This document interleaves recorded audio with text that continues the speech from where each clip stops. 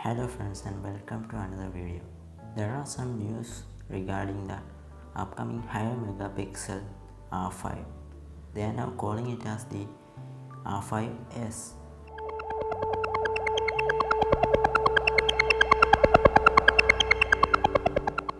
The camera features a 90 megapixel sensor with pixel shifting to add more resolution. It will have the same body design as like the R5.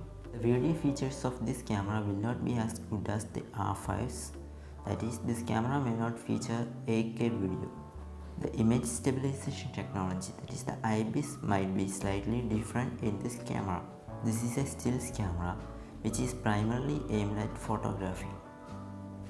Pricing of this camera will be same as the R5s. The official announcement of this camera is expected to be at the first quarter of 2021.